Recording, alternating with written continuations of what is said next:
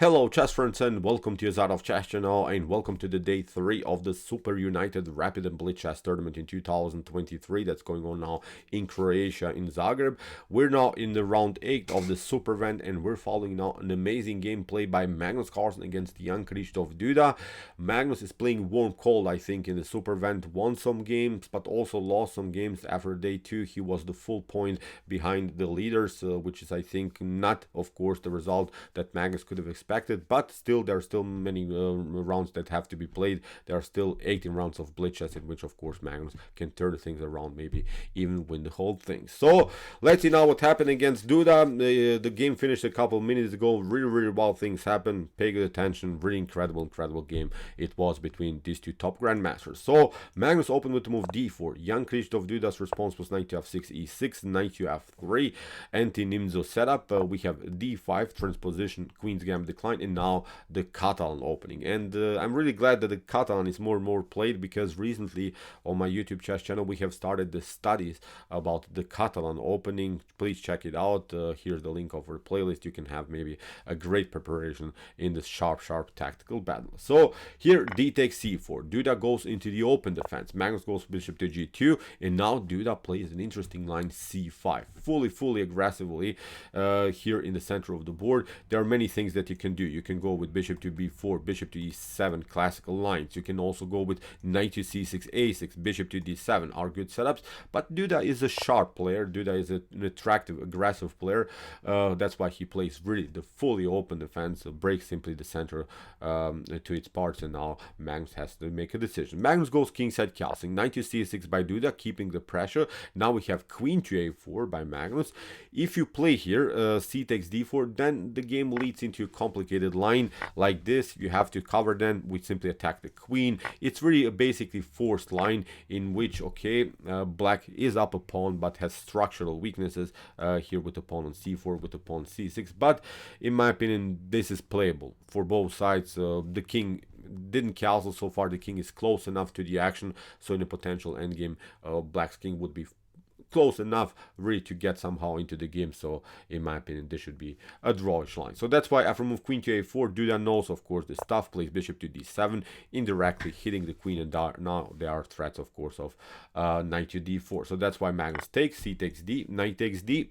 We have rook to c8. Duda still continues the pressure against the queen. The queen got a little bit exposed I think in this line, which is very often. Now we have to make a decision. Magnus goes with knight to c3, Duda takes, queen to d4, and now bishop to c5. So cool development I think for Duda here. He got extra tempi, he got extra time by kicking away the queen all over the board, and now he has also the opportunity to castle. Magnus goes with queen to h4. We have now bishop to c6.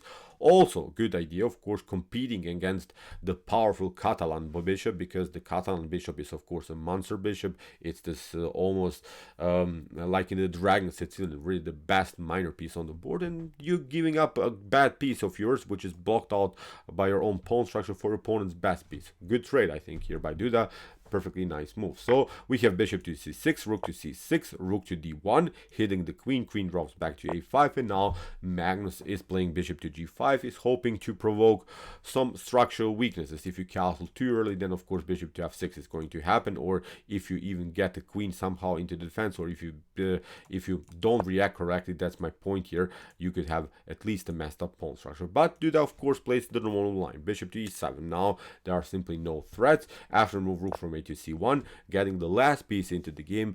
Now Duda makes the crucial mistake here in the game, plays now the move h6, and this move is really bad because we have these tensions here on the h file first of all, and there is also the problem of the lack of development, but also the endangered king in the central position. So maybe you can pause the video and try to see now here the winning idea here for white. So it's not really fully winning, but it's such a mistake here that Duda played that gives here Magnus Carlsen a very pleasant game. From this point on, I think Magnus took over. Till that moment, I think the game was really equal.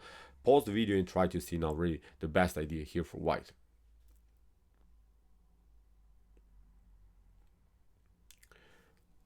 Okay, Here's the problem.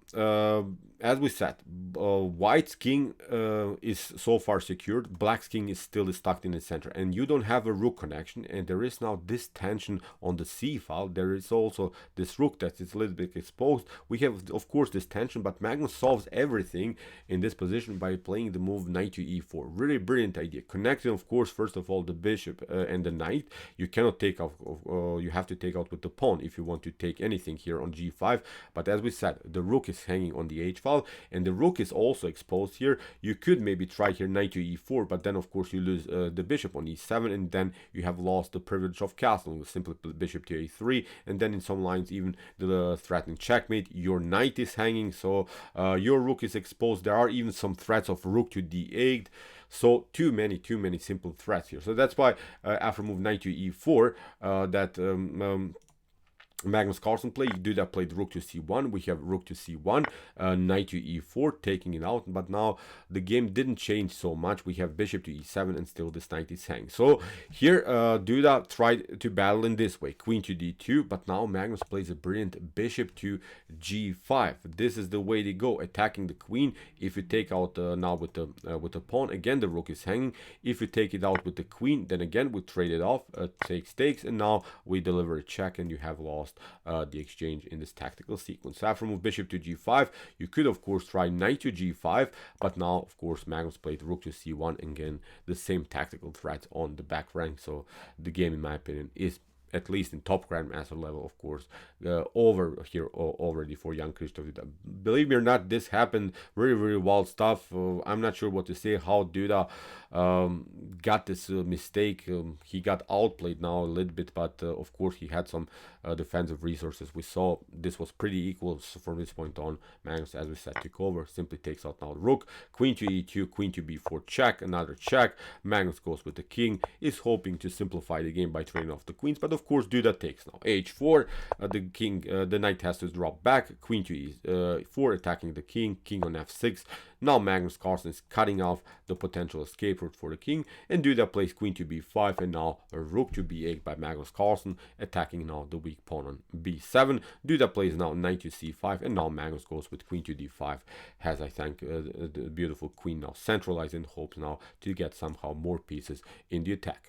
After queen d5, young Christoph Duda played a6, which wasn't maybe the best of moves, but as we said, it doesn't matter. Here after move rook to f8 in this particular position, young Christoph Duda resigned. There's simply no good defense against this pawn on f7, so you can have, of course, some kind of a defense, but maybe you can trade off the queens, which would be perfectly fine to at least not get checkmated somewhere here. But as I said, every trades of pieces is in white's favor. With the exchange up, white is winning the game for sure. So great game by Magnus Carlsen, but look at this huge blunder by young Christoph Duda. It's not like he got really outplayed here, but Magnus took his chances. Young Christoph Duda blundered, and that's the way to go. Sometimes the game is won by a simple mistake by your opponent, and Magnus is, of course, a killer in these types of positions. So, okay, I hope that you enjoyed this game. Interesting ideas of the Catalan opening for sure. If you want to see more games from this chess event, check out our coverage so far.